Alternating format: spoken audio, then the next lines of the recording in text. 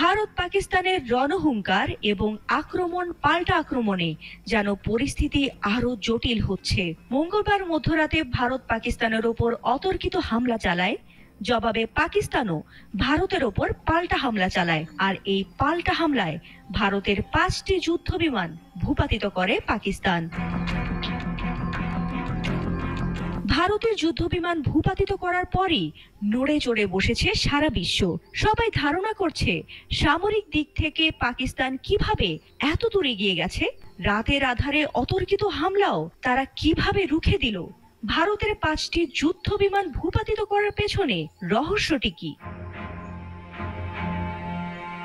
পাকিস্তান ভারতের যে 5টি যুদ্ধবিমান ধ্বংস করে দিয়েছে তার মধ্যে 3টি ছিল অত্যাধুনিক রাফায়েল জেট। আর এ হামলায় পাকিস্তান যে পাল্টা সামরিক প্রতিক্রিয়া জানিয়েছে তাতে চীনের তৈরি